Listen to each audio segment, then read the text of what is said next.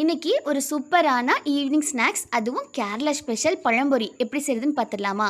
First stuffing ready பண்ணிக்கலாம். அதுக்கு ஒரு பாத்திரத்தை அடுப்பில் வச்சுட்டு கொஞ்சமாக சீனி, அது முங்குற அளவுக்கு தண்ணி, அப்புறமா துருவன தேங்காய், 2 ஏலக்காய் சேர்த்து அப்படியே கிண்டிட்டு ஒரு 5 நிமிஷம் கழித்து அடுப்பு ஆஃப் பண்ணி தனியாக வச்சுருங்க. அப்புறமா அதை முக்கி பொரிக்கிறதுக்கு 1 கப் அளவு மைதா மாவு, கொஞ்சமாக மஞ்சள் தூள், கொஞ்சோண்டு உப்பு, அப்புறம் கொஞ்சம் சீனி, தேவைப்படுற அளவுக்கு தண்ணி ஊற்றி ஒரு இட்லி மாவுக்கும் தோசை மாவுக்கும் இடப்பட்ட பதத்தில் மாவு கலக்கி தனியாக வச்சுருங்க. அதுக்கப்புறம் நம்ம நேந்திர பழம் எடுத்துக்கோங்க. நல்ல பழுத்த பழமாக பார்த்து எடுத்துக்கோங்க.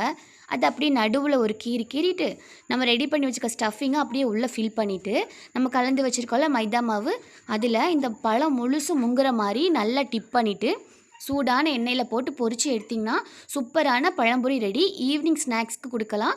நல்ல வயிறு ஃபில்லிங்காக இருக்கும். அதுக்கப்புறம் இந்த வீடியோ பிடிச்சிருந்துச்சுன்னா மறக்காமல் லைக் பண்ணிடுங்க. இந்த மாதிரி வீடியோஸ் தேவைப்படுற உங்கள் ஃப்ரெண்ட்ஸ்க்கு ஷேர் பண்ணுங்கள். சேனலை சப்ஸ்கிரைப் பண்ணிடுங்க. செஞ்சு பார்த்துட்டு ஃபீட்பேக்கை கமெண்ட்டில் சொல்லுங்கள்.